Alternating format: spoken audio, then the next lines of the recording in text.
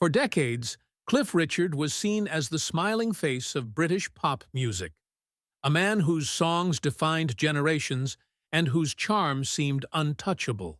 But behind the lights, applause, and chart-topping hits lay heartbreak, betrayal, and years of personal turmoil that nearly ended it all. His journey from an Indian childhood to the heart of British stardom is one of triumph, loss, and extraordinary resilience. This is the untold story of Cliff Richard, the man who became a legend, only to face the kind of public humiliation that would have broken anyone else. Cliff Richard's story began far from Britain. Born Harry Roger Webb in Lucknow during the final years of British India, his early life was filled with warmth and comfort. But history had other plans. When India gained independence, his family left everything behind and boarded a crowded ship back to England, landing in a post-war country where food was rationed and jobs were scarce. That harsh new world carved deep determination into the young boy's heart. Music became his escape and his weapon. Inspired by Elvis Presley and Little Richard, he reinvented himself as Cliff Richard, a name meant to sound strong, timeless, and bold. With his band The Shadows, Cliff released his first hit, Move It, a rough-edged, rebellious anthem that made him Britain's first true rock and roll star. Almost overnight, teenage hysteria swept the nation. Cliff Richard had arrived, the face of a new generation, the man who brought rock and roll home to Britain. But fame wasn't the only thing that shaped him. In an era when pop stars were expected to rebel, Cliff made a shocking choice: faith. Standing before thousands at a Billy Graham rally, he declared himself a Christian. Fans were stunned. Industry insiders whispered that his career was over. Yet Cliff refused to choose between faith and fame. Instead, he merged the two, becoming the first major British pop star to openly live by his beliefs. It made him stronger, but lonelier. The death of his father at 21 forced him to grow up overnight. Later, as his mother faded away from Alzheimer's, Cliff shouldered the burden of family alone. Love, for him, became something fleeting, often sacrificed for duty and devotion.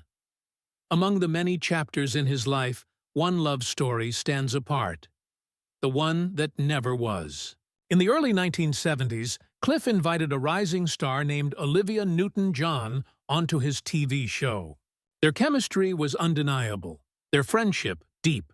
But Olivia's heart belonged to someone else: Bruce Welch, Cliff's own bandmate.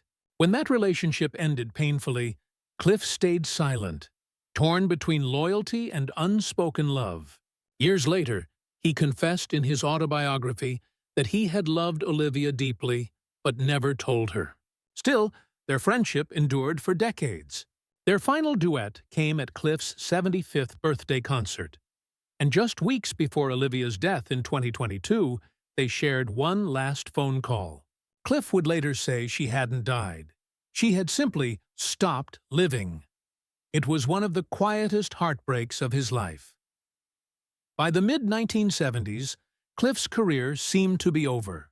New acts dominated the charts, and for the first time, he had no hits.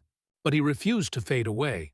In 1976, he roared back with Devil Woman, a dark, edgy song that shocked everyone and became a massive hit worldwide. Critics who had dismissed him were suddenly praising him again. The comeback turned into a full-blown revival. Through the 80s, Cliff reinvented himself yet again with albums like Always Guaranteed. And in 1988, his Christmas single Mistletoe and Wine became a phenomenon. He filled Wembley Stadium, released his 100th single, and became the only artist with #1 hits in 5 consecutive decades. From the E2, 1950s through the 1990s, it was one of the greatest comebacks in British music history. But even legends face rejection. In the late 1990s, Cliff released The Millennium Prayer, a bold fusion of the Lord's Prayer with Auld Lang Syne. Radio stations refused to play it. The BBC called it irrelevant. DJs mocked him, yet his fans fought back, buying copies in droves and turning the song into a national movement. Against all odds, it soared to number 1, his 14th chart topper, 40 years after his first. It was a victory of faith over cynicism, a reminder that Cliff Richard didn't need the industry's approval. He had the people's love. Then came the darkest chapter. In 2014, Cliff turned on the news and saw helicopters hovering over his home. The BBC had broadcast a live police raid on his house after an anonymous accusation of assault, an allegation that later fell apart completely.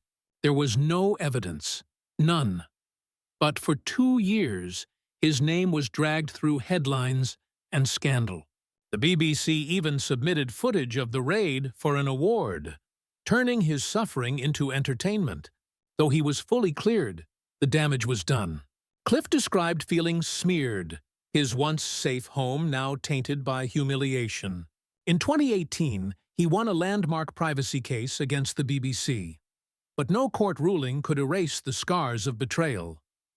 Cliff Richard's story is one of glory and grief, faith and fire.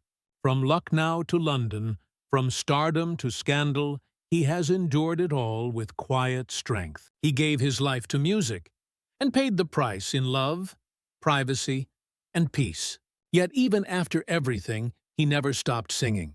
Because for Cliff Richard, survival itself became the greatest song of all. Do you believe Cliff Richard deserved better from the media? Comment yes or no below. And if this story moved you, don't forget to like, subscribe, and share. Because on Prestige Files, we uncover the truth behind music's most powerful legends.